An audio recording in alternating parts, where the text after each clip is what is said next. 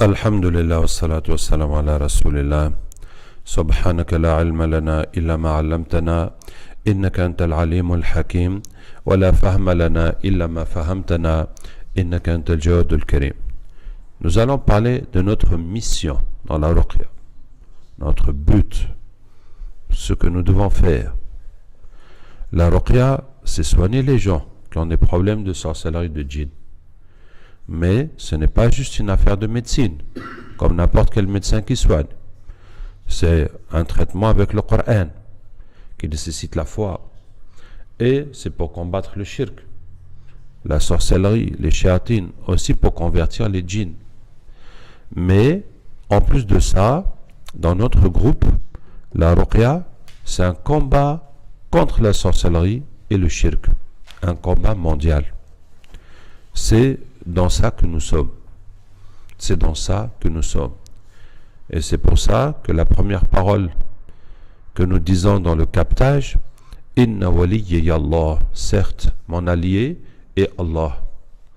Ça veut dire que nous rentrons dans ce domaine, nous affrontons les djinns, la sorcellerie, avec l'aide d'Allah. Nous le faisons pour Allah. Nous n'avons pas de force nous-mêmes qui nous permet de vaincre les djinns ou la sorcellerie. Nous n'avons pas quelque chose pour les combattre, si ce n'est le Coran et l'aide d'Allah tabaraka wa ta'ala. Donc, notre allié est Allah, alladhi nazzala al-kitab, qui a descendu le livre. C'est notre guide, c'est notre voie et c'est notre arme et c'est notre outil avec laquelle nous soignons. Wa huwa yatawalla as-salihin, et il prend comme allié les pieux. Quand on travaille pour lui, pour élever sa parole, pour aider les gens, Allah va nous aider. Et c'est comme ça que ça marche. Si Allah ne nous aide pas, on ne peut pas faire ce travail. On ne peut pas continuer dans ce travail. Donc, c'est une... je ne veux pas employer le mot jihad parce que tout de suite on va penser aux terroristes. Non, c'est une lutte spirituelle. C'est une lutte pour Allah tabaraka wa ta'ala, pour élever la parole d'Allah. Donc, ce combat, ça va nous attirer de plus en plus d'ennemis. Pour vous dire, il y a quelques jours, à notre centre en Tunisie, où je viens de passer 4 mois, alhamdulillah, et donc on a reçu des patients de beaucoup de pays dans le monde, plus les gens de la Tunisie, et donc nous faisons l'effort d'éliminer toute la sorcellerie, de convertir tous les djinns qu'il y a derrière. Et puis les sorciers vont faire appel à d'autres sorciers, les djinns vont faire appel à d'autres djinns. Ils vont chercher leurs patrons, il va y avoir, ça va aller de plus en plus loin. Et donc il y a quelques jours, on a eu une attaque où le capteur me dit, il voit comme si on est dans une plaine entourée de grandes montagnes, et de chaque montagne, les djinns viennent par armée, tous pour nous attaquer, pour nous engloutir. Vous voyez? Et ça, c'est le résultat inévitable de notre travail. C'est inévitable. Plus tu fais, tu convertis les djinns, tu gâtes les sorcelleries, tu combats les sorciers, ils vont faire appel à d'autres, même ceux qui n'ont rien à voir, les shéatines vont s'en mêler pour arrêter notre travail, et ça va aller de plus en plus grand. C'est inévitable. C'est ce que Allah a dit dans la bataille des coalisés, Ghazwat al-Ahzab. Les coalisés, ça veut dire que Quraysh, la Mecque, après la défaite de Badr, ils sont venus prendre la revanche à Uhud, et puis ils se sont aperçus qu'à Uhud, ils ont gagné la bataille, mais ils n'ont rien gagné. Ça veut dire que l'islam continue, comme s'il ne s'était rien passé. Donc, ils ont dit que cette fois-ci, il faut qu'on les finisse, et qu'on arrête complètement cette chose qui s'appelle l'islam. Et pour ça, ils ont fait appel, en fait, c'est une tribu juive de Médine qui a trahi les musulmans et que le prophète sallallahu alayhi wa sallam a chassé de Médine. C'est leur chef qui est parti chauffer les gens de la Mecque pour venir attaquer les musulmans. Et aussi, il est parti voir les juifs qui restaient à Médine pour trahir les musulmans dans l'espoir d'anéantir l'islam complètement. Vous voyez? Et donc, les musulmans se sont retrouvés face à une armée qui n'a jamais existé chez les Arabes, parce que chaque tribu combattait séparément, ils ne se sont jamais unis pour des guerres, pour des grandes guerres. Et quand ils étaient dans cette situation qui les dépassait matériellement, ça veut dire qu'ils n'avaient pas les moyens de faire ce combat. Et c'est pour ça qu'ils ont choisi de se replier à Médine et de construire un fossé et de se défendre. Et donc Allah dit وَلَمَّا رَأَى الْمُؤْمِنُونَ الْأَحْزَابَ. Quand les musulmans ont vu, quand les croyants ont vu les coalisés, toutes ces armées, toutes ces tribus qui se sont mises ensemble pour les exterminer. Là, ce n'était pas juste une bataille, c'était l'extermination. Hein? قالوا هذا ما وعدنا الله ورسوله. Ils ont dit voilà ce que Allah et son messager nous ont promis. وصدق الله ورسوله. Et Allah et son messager ont dit la vérité. وما زادهم إلا إيمانا وتسليما. Ça n'a fait qu'augmenter leur foi et leur soumission. Hein? Donc, quand on fait le travail de l'islam, forcément, ça va nous amener là. À ce que les ennemis de l'islam, les ennemis, là, en l'occurrence, c'est clair, c'est les chéatines et les sorciers et tous ceux qui sont avec eux, quelle que soit leur situation dans le monde, hein, qui vont se rendre compte qu'on est en train de les gêner, de casser leur travail et qui vont nous combattre de plus en plus, jusqu'à ce qu'un jour, ils décident tous ensemble d'en finir avec nous. Hein? Donc, qu'est-ce que je disais? Voici le combat dans lequel nous sommes. Maintenant, dans ce travail de l'islam, comme dans tout travail de l'islam, le premier but, c'est nous-mêmes. Ça veut dire, chacun de nous qui fait ce travail, c'est pour s'améliorer, c'est pour augmenter sa foi, c'est pour augmenter ses qualités, c'est pour changer ses défauts. Et nous savons tous dans la Ruqya que notre plus grand bénéfice, ça a été l'augmentation de notre foi. Hein? Quand on a tous vu le captage au début, hein, on était vraiment étonnés. Et puis, bon, quand on est étonné, il y en a qui disent non, ça c'est pas possible, je peux pas croire à ça. Et puis il y en a qui veulent dire Allahu Akbar, la puissance d'Allah, la puissance du Coran. Mais nous sommes dedans, nous savons tous le faire et nous voyons comment ça marche. Et tout ce qui était, ces choses qui étaient ghaib, qui étaient absentes, sont devenues shahad, sont devenues présentes. Et sont devenues palpables. On dit l'enfer, le djinn voit l'enfer. On dit le paradis, le djinn voit le paradis. Ça marche. Hein? Les djinns voient. Bon, nous on ne voit pas, mais au moins on a le témoignage des djinns qui voient. Et il y a certains capteurs qui voient. Même quand le capteur voit, il ne peut pas nous expliquer ce qu'il a vu. Parce que ces choses-là ne sont pas de notre monde. Hein? Mais en tout cas, c'est l'augmentation de notre foi. C'est ce qu'on a gagné le plus. Hein? Mais ça, mes frères, on est toujours dedans.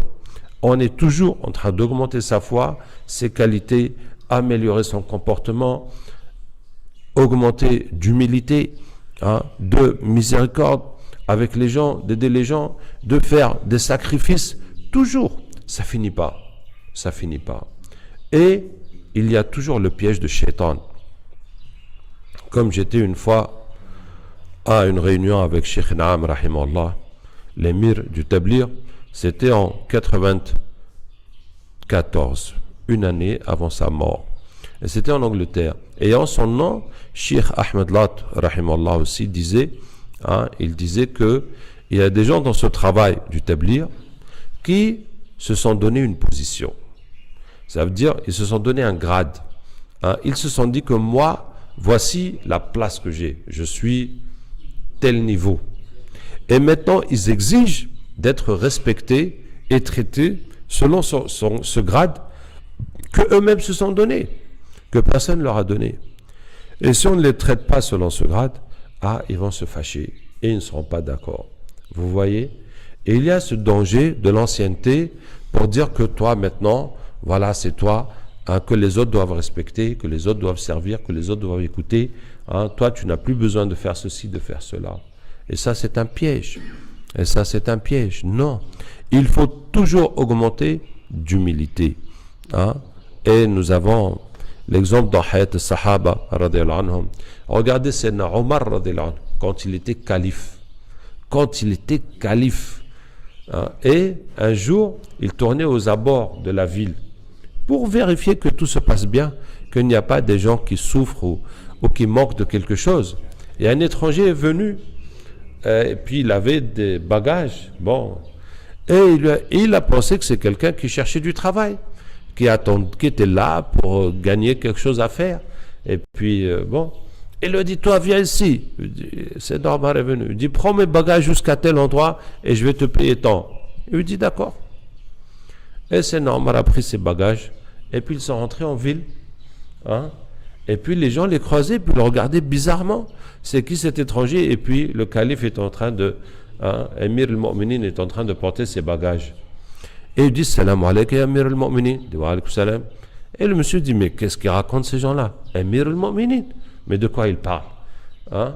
Jusqu'à ce qu'il a commencé à comprendre. Ils disent, mais c'est toi qui dis Emir al-Mu'minin? Il dit, oui, c'est moi. Ah! Il dit, pardon, je vais reprendre mes bagages. Hein? Et il dit, non, on a un contrat. Je vais prendre tes bagages jusqu'à tel endroit et tu vas me payer. Hein? On va finir notre contrat. Voilà. Hein? Voilà. Ça, déjà, ça veut dire, en le voyant même, il n'y a rien qui peut te laisser penser que c'est lui Emir al-Mu'minin. Hein? Et puis dans son comportement, il n'y a pas. Et c'est comme ça qu'on doit être. Vous savez, Iblis adorait Allah jusqu'à ce que l'orgueil est venu. Vous voyez? Donc même à travers la religion, l'orgueil peut venir. Donc je vous dis que la première chose, bon, c'est que ce travail, on le fait pour nous-mêmes. Donc, même si les choses se sont mal passées, même s'il y a eu des problèmes, toi, ta relation avec Allah, est-ce qu'elle avance ou bien elle recule? C'est ça la vraie question. Maintenant, si ça marche, ça veut dire les gens viennent, les gens sont... Mais toi, entre toi et Allah, ça ne va pas, donc ça ne sert à rien. Ça va te mener où? Hein? Mais du moment que toi, tu augmentes de foi, de qualité, de tout ce qu'il faut, même si les choses ne marchent pas, même si les gens sont contre toi, même s'il y a les épreuves, même si ta femme est partie, on ne le souhaite pas, qu'Allah bénisse nos foyers. Hein? Mais l'essentiel, c'est que ta relation avec Allah avance, s'améliore. Tu augmentes de qualité, de pratique, de connaissance, de tout. Donc, ça c'est un point. L'autre point, c'est la dunya. Hein? Il faut savoir que la dunya, c'est l'ennemi de l'effort de din. La dunya et l'effort de din sont deux choses opposées. Sont deux choses opposées. Et une fois, on était à une réunion en Angleterre, un ijtima, et ce week-end-là en Angleterre, donc en Angleterre, la majorité des musulmans, c'est des Indo-Pakistanais, des Bengalais, et il y a des Arabes, nous autres qui sommes venus de France, de Belgique, mais la plupart d'Arabes étaient venus du Golfe, ça veut dire du Qatar, d'Arabie Saoudite, des Émirats, du Koweït, hein, parce qu'ils voulaient voir les méchères. Et bon, aller en Inde, au Pakistan, les conditions ne sont pas très confortables pour eux, donc de venir en Angleterre, beaucoup sont venus.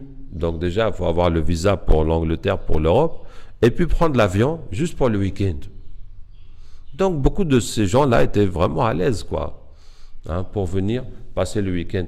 Et donc, dimanche matin, Cheikh Jemshid, rahimahullah, nous a fait un bayan, un discours pour les Arabes, directement en arabe. Et il a commencé son discours en disant Allahumma ahyini miskina wa tawaffani miskina wa ahshurni fi zumratil masakin. Ya Allah, fais-moi vivre misérable et mourir misérable et ressuscite-moi parmi les misérables. Le dua du prophète sallallahu alayhi wa sallam. Et il s'est mis à répéter ce dua, je ne sais pas combien de fois. Tout le monde a baissé la tête. Personne n'a dit Amin. Hein? Hein? Personne n'a dit Amin. Que je veux vivre misérable et mourir misérable et ressusciter parmi les misérables. Hein? Ça veut dire qu'il nous a montré que voici le but du prophète sallallahu alayhi wa sallam, et nous, notre but, c'est l'opposé. Hein? Même si on veut le din, mais il ne faut pas que la dunya diminue. Hein? Ah, si on va avoir un danger dans la dunya, non. Il faut qu'on règle ça d'abord, et après, quand ce sera OK, là, on va revenir faire l'effort de din. Vous voyez? Ouais.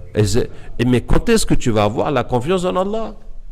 Quand est-ce que tu vas savoir que c'est Allah qui donne? Si à chaque problème tu lâches, pas le din, tu ne vas pas faire les péchés, tu ne vas pas laisser la prière, mais tu vas laisser l'effort de din pour aller courir après l'argent. Alors sachez que dans l'épreuve de Dajjal, tous ceux qui pensent que le matériel est indispensable vont suivre le Dajjal. Quand Dajjal va venir et qu'il prêche les gens, ceux qui le suivent, ils ont l'abondance, la richesse. Ceux qui le refusent, il s'en va. Tout ce qu'il possède va partir avec lui, comme des abeilles le suivent. Il se retrouve avec rien du tout. Et là, le prophète sallam dit que la nourriture des croyants en temps de Dajjal, c'est la nourriture des anges. C'est le tasbih. Mais il y a des musulmans qui vont dire, non, on ne peut pas manger ça. Il faut qu'on aille trouver la nourriture. Et qui vont suivre Dajjal en disant qu'on ne le suit que pour la nourriture. Et donc, forcément, quand ils vont le suivre pour la nourriture, ils ne vont plus revenir chez les croyants. Donc, vous voyez le danger. Si tu ne crois pas que Allah peut te nourrir, si tu penses que en faisant l'effort de la religion pour sauver tous ces gens du shirk, pour sauver tous ces gens de leur souffrance, que Allah va te laisser tomber et laisser tomber ta famille, tes enfants, et va vous laisser comme ça dans la souffrance et la perdition. Mais si tu penses que Allah ne va pas s'occuper de toi, tu as un problème. Et forcément, tu vas laisser l'effort de din et te concentrer sur ton manger jusqu'à ce que Dajjal vienne. Tu vas continuer avec lui. Qu'Allah nous préserve. Mais c'est ça. Et donc, dans cet effort de din, il faut enlever l'argent de sa tête. Il faut enlever l'argent de sa tête. Et il faut tout faire pour que nos passions guérissent, pour que tout se passe bien, pour qu'on prêche l'islam, pour que les choses se développent. Et c'est tout. Et je vais vous raconter deux petites histoires. Une fois, l'imam Ahmed ibn Hanbal, rahimahullah, et l'imam Ahmed, parmi les 4 imams, avait une particularité, c'est qu'il n'acceptait jamais de cadeaux. Pourquoi? Les cadeaux sont halal. Parce que les cadeaux, qu'on lui fait, c'est par rapport à sa science. Et il ne veut pas être payé pour sa science. Il veut que ça reste fi sabilillah. Ce n'est pas des cadeaux comme ça de ses amis ou de ses cousins. Et donc, il a vécu dans la misère, dans la pauvreté extrême que nous appelons la pauvreté extrême. Mais, en vérité, il vivait du minimum. Mais il a vécu comme tout le monde. Il n'est pas mort de faim, ni lui ni ses enfants. Mais sauf que c'était dans le minimum. Comme disait le prophète sallallahu alayhi wa sallam, Allahumma ij'al rizqa ala Muhammadin qutan. Et Allah fait que la richesse, la subsistance, l'avoir de la famille de Muhammad sallallahu alayhi wa sallam soit ce qu'on mange. Ça veut dire, donne-nous uniquement ce qu'on a besoin de manger. Pas besoin d'avoir plus d'argent. Ce qu'on va manger demain, il faut laisser jusqu'à demain. Donne-nous chaque jour juste de quoi manger, c'est fini. On n'a pas autre chose. C'est ce que le prophète me demande. Puisque finalement, tu vas manger tous les jours. Mais nous, on veut qu'aujourd'hui, tu as tout ce que tu vas manger dans 1 an et 10 ans. C'est là. Comme ça, ton cœur est... c'est bon, ton cœur est rassuré. Mais non, le prophète dit, non. Ce qu'on mange aujourd'hui, tu nous donnes. Ce qu'on va manger demain, ne nous donne pas ça aujourd'hui. Laisse pour demain. Et comme ça, tous les jours. Et donc, une fois, Ahmed ibn Hanbal, rahimahullah, il y avait un commerçant qui était venu d'une autre ville et et justement, il avait un sac de farine, donc pour faire du pain tous les jours. Et puis le sac est fini. Et puis ils n'avaient plus rien à manger. Et puis ce commerçant est venu et puis il lui a donné une somme d'argent. Et Ahmed ibn Hanbal, rahimahullah, a refusé. Alors le commerçant a tourné, il a trouvé son fils, il a donné l'argent à son fils, puis il est parti. Bon, le fils ne comprenait pas, comme le père, que nous, on n'accepte pas les cadeaux, tout ça, il a pris. Il lui dit, voilà, moi je vais partir, puis tu donneras ça à ton papa. Donc le fils a pris. Et quand le commerçant est parti, le fils d'Ahmed ibn Hanbal, rahimahullah, lui dit, papa, le monsieur nous a laissé ça. Et son père s'est juste dit, comment tu as pu accepter ça? Va retrouver le monsieur et rends-lui son argent. Maintenant, le monsieur, il vient d'une autre ville. Ça veut dire qu'il faut aller dans l'autre ville. Maintenant, le monsieur, il ne connaît pas son adresse, rien du tout. Donc, il va tourner dans la ville, vous connaissez, jusqu'à ce qu'il trouve le monsieur. Vous voyez? Mais il l'a fait. Il est parti, il l'a retrouvé, il lui a rendu son argent. Et après un temps, Ahmed ibn Hanbal rahimallah demande à son fils, il dit, mon fils, tu te rappelles, le monsieur qui était venu de quelle ville, et puis il nous a donné l'argent, et puis on lui a rendu. Il dit, oui, je me rappelle. Et il dit, ça fait combien de temps? Il dit, je ne sais pas. Et l'imam Ahmed lui dit, ça fait aujourd'hui 6 mois. Ça fait exactement 6 mois. Et Ahmed lui dit, on est encore là. Ça veut dire, on n'a pas pris cet argent. Est-ce qu'on est mort? Est-ce qu'il s'est passé quoi? Rien. On est toujours là. Pour dire que, quand tu es dans le besoin, Shaitan vous promet la pauvreté, mais tu as besoin de ça, sinon comment tu vas faire? Tu ne pourras pas t'en sortir. Il te fait paniquer, il te met la peur. Hein? Mais finalement, 6 mois sont passés, est-ce qu'on est mort? On a mangé. Donc on n'avait pas besoin de cet argent, puisqu'on a pu s'en sortir sans cet argent. Vous voyez? Donc ça, c'est une histoire. La deuxième histoire, ça s'est passé il y a 10 jours. Alhamdulillah. Hein? C'est un des raqis qui me dit que voilà, Cheikh, vraiment, Shaitan lui fait le waswas. Nous, on est dans ce travail. Bon, il n'y a pas beaucoup d'argent. On ne voit pas l'avenir. Comment on fera pour avoir une maison, pour se marier? Je lui ai dit que nous, on travaille pour Allah. Et c'est vrai qu'il n'y a pas l'argent. Mais il y a la hidayah. Regarde tous ces gens qui guérissent. Regarde toutes ces choses qui changent. Regarde tous les gens qui laissent le shirk. Ça, le prophète sallallahu alayhi wa sallam m'a dit, si Allah guide par toi une seule personne, c'est mieux que toutes les richesses, que les chamelles rouges, qui étaient les meilleurs biens. Ça veut dire que le butin, que tout ce qu'on peut gagner. Et ce que tu as gagné aux yeux d'Allah, hein, puisque le prophète sallallahu alayhi wa sallam dit, hein, l'Allahu afrahu bitawbati abdihi, Allah est plus heureux et plus content du repentir de son serviteur que quelqu'un qui était dans un désert. Il a perdu sa monture avec sa boisson et sa nourriture, et puis tout à coup il la trouve. Et il est tellement content, il dit, Allah, tu es mon serviteur, je suis ton Dieu. Il s'est embrouillé tellement il était heureux. Allah est plus content comme ça quand quelqu'un se repent à lui.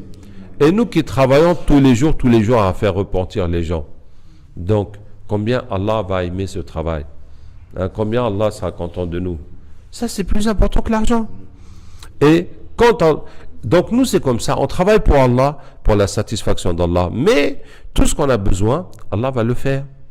Donc, si tu veux te marier, tout ce que tu as à faire, c'est de choisir ta femme. Si tu sais, tu as décidé d'épouser qui, c'est tout. Allah va faire le reste. Hein? Mais vous savez, en Tunisie, les gens, pour se marier, ils font des fiançailles parce qu'ils n'ont pas les moyens de faire le mariage. Donc la fiançaille, c'est la réservation. Et puis ils mettent des années jusqu'à faire le mariage. Hein? Et subhanallah, la façon que la vie est, c'est obligatoire que la femme travaille. Ça veut dire que c'est rare que quelqu'un, avec son seul salaire, avec son seul travail, peut s'occuper de lui et de sa femme, et puis de ses enfants. Hein? Et puis la vie est tellement difficile que rares sont les couples qui font plus de 2 ou 3 enfants. Hein? Tellement. Mais vous me direz que mais en Afrique, nous, c'est pire qu'en Tunisie. Ouais, mais c'est comme ça. Plus quelqu'un a de l'argent, plus il a des besoins. Hein? Plus il a des besoins, et les besoins dépassent hein? ce qu'il peut. Hein? C'est le piège de la dunya. En tout cas, c'est comme ça. Et donc, bon, il m'a dit, donc, Cheikh, voilà, c'est venu dans mon cœur que je veux épouser telle fille. Je vais vous passer les détails. Mais le jour qu'il m'a dit ça, une semaine après, on a célébré le mariage. Tu vois? Hein? Ce que les gens mettent des années, mais il n'y a pas que l'argent. Il y a comment présenter aux familles, chacun il a son mot à dire, et puis après la procédure, et pouf. Voilà. Mais voilà, ça s'est fait. Et puis, alhamdoulilah, ils sont ensemble. Vous voyez? Hein? Donc, l'autre point que je vous dis, dans ce travail de Ruqya, et dans le travail de Din en général, il faut enlever la dunya, l'argent. précisément de nos cœurs. Il faut enlever ça de nos cœurs, de nos têtes. C'est vrai que il faut aussi que les gens payent, il faut qu'on fasse... mais ça ne peut pas être mis en avant. Ça ne peut pas être la priorité. Il y a un besoin d'argent, il faut que les choses se fassent correctement. Moi, je me rappelle, au début, quand j'ai commencé, je laissais les gens donner ce qu'ils veulent, sans rien demander, puis sans rien refuser non plus. Jusqu'à ce que quelqu'un est venu de 200 km avec toute sa famille. Avec toute sa famille. Et on a traité tout le monde. Et on a donné le traitement à tout le monde. Et il m'a donné 5000 francs. 50 francs français à l'époque, 5000 CFA. Et je regardais ça. Je regardais cet argent qui ne vaut même pas les médicaments que je lui ai donnés. Et je me suis dit, Abdarouf, mais est-ce que tu es fou? Est-ce que tu es fou? Comment tu peux accepter ça? Donc on ne peut pas accepter. On ne peut pas accepter que les gens ont les moyens de payer et puis ils nous prennent à la légère comme ça. C'est pas normal. Et pour ça, et nos tarifs, c'est des tarifs minimum de survie. Ça veut dire que les tarifs qu'on met, c'est le minimum pour qu'on puisse continuer à faire ce travail de ruqya. Que moins que ça, ce n'est pas possible. Et c'est pour ça que c'est ouvert. Quand je vois qu'il y a des centres de ruqya qui ont décidé de mettre plus haut les tarifs, et je les comprends, parce que le travail est difficile. Et puis, dans les endroits, on me dit, vous gagnez beaucoup d'argent. Je dis, mais la formation est gratuite. Viens apprendre et tu vas gagner beaucoup d'argent. Si tu as le courage d'affronter les sorciers, les shéatines, tu n'as qu'à faire toi-même. Maintenant, si vous ne pouvez pas et vous avez trouvé quelqu'un pour faire le boulot pour vous, vous allez le payer. C'est normal. C'est normal. Et vous savez, la logique économique, si tu as n'importe quelle chose que tu veux vendre, par exemple, tu vas vendre ce chapeau, tu ne vas pas dire combien ça m'a coûté pour que je le vende. Par exemple, si tu as ramené ce chapeau de Chine à 100 francs, tu ne vas pas dire, bon, donc je vends à 150 francs. Non, non, non, non, non, non, non, non, non, non, non. Tu dis, ici, ça vaut 1500. Donc moi, je vais vendre 1200. Comme ça, les gens vont courir à acheter. Et puis, très bien. Et puis, ce que toi, ça t'a coûté, mais ça, c'est le problème de personne. Toi, ce qui compte, c'est, d'après le marché où tu es, combien tu peux faire d'argent avec ça. Regardez, par exemple, les avocats ou les médecins ou autres. Et c'est pas qu'est-ce que ça va lui coûter de faire ça, c'est combien il peut gagner dans cette affaire. Mais tout, c'est la logique économique. Le prix du marché. Qu'est-ce que ce marché-là, il te permet de vendre à combien? C'est ça. Mais nous ne sommes pas dans la logique du marché. Alhamdulillah. Nous sommes dans la logique de da'wah et de donner ça au plus grand monde. Et pour ça, quand les gens disent qu'on prend beaucoup d'argent, il y en a qui disent « il prend 50 euros. » C'est ça, en France. Je prends beaucoup 50 euros. C'est, en tout cas, alhamdulillah, qu'Allah nous aide. En vérité, c'est gratuit notre travail. C'est gratuit. Il y en a qui disent que oui, mais les sahaba, ils se sont fait payer après la guérison. Après la guérison. Après la guérison. Les sahaba, le sahabi qui a soigné le chef de tribu qui était piqué par un scorpion et qui était en danger de mort. Et après la guérison, il lui a donné 40 moutons. Alors, 40 moutons, ça fait combien en CFA ou en dollars? On va dire ça fait 4000 dollars. 4000 dollars. Donc, si tu ramènes ton frère qui est mourant ou qui est fou, ou bien ta fille qui est arrivée à 40 ans, elle ne s'est jamais mariée, ou qui est mariée depuis 15 ans, elle n'a pas d'enfant, et si on va la traiter jusqu'à ce qu'elle ait un enfant, tu vas nous payer 4000 dollars. C'est 4000 ou bien c'est 40 000? C'est 4000. Oui, 40 moutons. 4000 dollars, ça fait 3 millions CFA ou 2 millions et demi. Est-ce que c'est trop demandé pour un enfant? Combien ça coûte les FIV, fécondation in vitro? Ça coûte plus que ça. Ça coûte plus que ça. Et beaucoup de nos patients ont fait des FIV. On paye des millions pour que les docteurs les aident à faire un enfant et n'ont pas eu l'enfant. Donc, la logique, c'est de demander ça, 2-3 millions, pour un fou, pour quelqu'un qui ne se marie pas, pour chose. Et nous, ce qu'on dit, bon, si vous guérissez, ça on verra, mais pour le petit travail qu'on va faire, pour le temps qu'on va passer, pour les soins qu'on va vous faire, vous allez déjà nous donner 30 000 ou 40 000 pour qu'on fasse le boulot. Maintenant, si vous guérissez et que votre faux est guéri, ou bien vous avez eu les enfants, vous avez le mariage, les millions, on vous fait cadeau de ça. On vous fait cadeau de ça. Tu vois? Et c'est pour ça que ce qu'on fait, c'est quasiment gratuit. C'est cadeau. C'est cadeau. Ça, c'est pas le prix du travail qu'on fait. C'est juste pour pouvoir continuer à faire le travail. Qu'Allah nous aide. Donc, je vous disais quoi? Je vous disais que il faut enlever de nos têtes l'argent.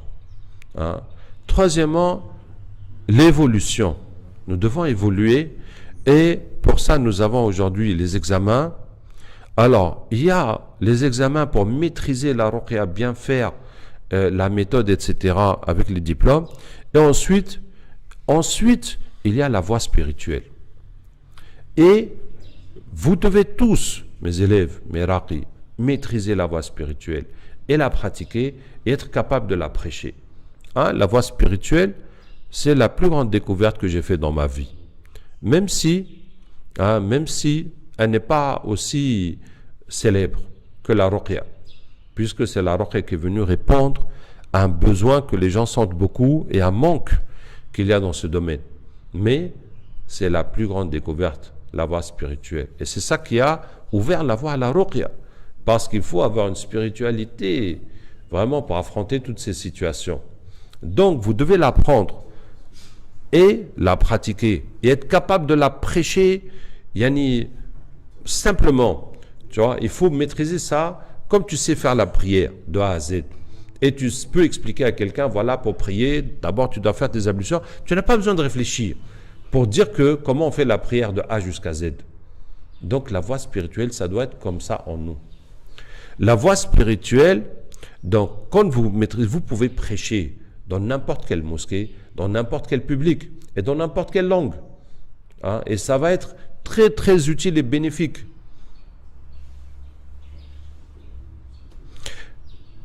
Et ensuite, la voie spirituelle, ça va vous ouvrir la porte au tafsir, aux commentaires du Coran. Et tous ces tafsirs, il y en a plus de 30 qui font 1 heure.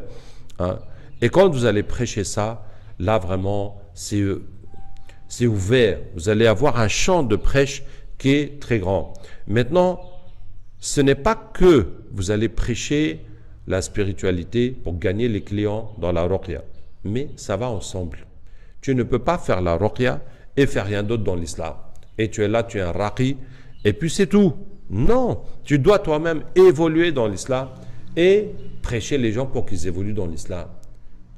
Ça doit aller ensemble. Et aussi, ça fera que ta ruqya est crédible et que les gens vont venir. Encore une fois, ce n'est pas pour gagner des clients, mais c'est pour vous dire que quand on laisse cette partie de la spiritualité, éventuellement, ça va amener un frein dans le travail de la ruqya. Et vous n'êtes pas capable de prêcher ces choses que j'enseigne depuis des années, et puis vous êtes là, quand est-ce que le cheikh va venir pour relancer la machine? Et c'est ce que je ne veux pas entendre. C'est ce que je ne veux pas entendre. Ça veut dire que si le cheikh ne vient pas, ou si le cheikh meurt, c'est fini. C'est comment? Alors que ce que le cheikh vous enseigne, mais tout est là. Les choses sont là, vous pouvez les apprendre et les répéter vous-même. Vous pouvez les apprendre, vous pouvez les faire. Donc ça, c'est l'autre point que je veux dire. Il faut passer les premiers examens de la méthode de ruqya, et puis ensuite maîtriser la voie spirituelle, et ensuite travailler les tafsirs un par un après l'autre, et les prêcher, et comme ça vous allez prêcher dans les mosquées, ou bien dans les radios, ou bien sur internet, comme vous voulez, et puis ça va aider l'islam bien sûr, et puis ça va vous faire évoluer vous-même, et ça va faire avancer le travail de la ruqya. Ok? Bon, la dernière chose peut-être que je vais dire dans notre mission, c'est que nous sommes dans un combat global qui comprend toute la terre, parce que les shayatines n'ont pas de frontières, les sorciers n'ont pas de frontières, et puis Dajjal n'aura pas de frontières, il va aller partout, sauf qu'il ne va pas rentrer à la Mecque et à Médine, sinon c'est un travail partout. Et de plus en plus, quand on capte, après les djinns disent que nous sommes là pour préparer la venue du Dajjal. De plus en plus. Donc c'est quelque chose qui est inévitable. Et ce qui fait que dans la ruqya, et notamment avec le captage, on doit constamment repousser les limites. Constamment repousser les limites. Chercher à aller jusqu'au bout de tous les shéatines, de tous les sorciers qui sont contre nous, qui font du mal au pays, qui font la débauche. On doit constamment chercher à aller le plus loin possible et tout démanteler, tout convertir. C'est ça, on ne peut pas rester là focalisé que sur ses passions et sur son environnement. Donc, c'est pour ça que chaque passion, on fait le captage pour lui, pour sa famille, pour sa maison, pour son travail. Surtout, s'il est dans un travail sensible, où il y a beaucoup de compétition et beaucoup de sorcellerie. Et ensuite, on va capter pour tous les sorciers qui ont travaillé sur lui. Ça veut dire chaque passion, c'est l'occasion de neutraliser tous les sorciers qui ont travaillé sur lui. Et ensuite, bon, ça c'est pour chaque passion. Et puis, ensuite, on va chercher dans la ville, dans le pays où nous sommes, toutes les choses où il y a du shirk pour capter. Et on va suivre toutes les informations pour capter, échanger le maximum de choses. Et nous devons le faire. Si Allah nous a donné la possibilité de convertir ces djinns-là, mais pourquoi on ne le fait pas? Est-ce que vous comprenez? Les djinns sont là, par exemple, il y a un lieu de sacrifice, ou un lieu de fétiche, ou bien il y a un lieu de débauche. Forcément, il y a les djinns là-bas. Et nous, on ne fait pas. Donc, pourquoi est-ce qu'on laisse tous ces djinns non-musulmans qui vivent dans la mécréance et qui vont en enfer et qui sont en train d'augmenter le mal chez les humains? Est-ce que vous comprenez? Du moment qu'on peut intervenir, le prophète sallallahu alayhi wa sallam a dit « Man ra'a minkum munkaran falyughayyirhu » Quiconque parmi vous voit un mal, qui le change. À partir du moment où on a l'information, nous avons l'obligation d'intervenir. Bon, le hadith dit par la main, donc si on peut changer la chose nous-mêmes, on n'a qu'à le faire, sinon par la bouche, si on peut parler ou prévenir les responsables ou quelque chose, et sinon par le cœur, ça veut dire des doigts. Ça veut dire que vraiment, si on ne peut rien faire, on entend que des musulmans sont morts, on leur a fait du mal au bout du monde, nous, si on peut aider d'une façon, si on peut parler, sinon au moins on doit prier pour eux. C'est le minimum. Au moins faire des doigts pour eux. Mais en ce qui concerne la ruqya, nous avons les moyens physiques d'intervenir, puisque nous allons attraper ces djinns et les convertir. Et des fois, nous voyons les résultats. Et des fois, nous ne voyons pas les résultats. Mais ça, c'est dans les mains d'Allah tabaraka wa ta'ala. Qu'Allah nous aide. Donc voilà, c'était un rappel de notre mission pour qu'on sache, pour que nous sachions ce que nous sommes en train de faire. Qu'Allah ta'ala nous accepte et nous guide et nous utilise pour le bien de l'islam et des musulmans. Wassalamu alaikum wa rahmatullahi wa barakatuh.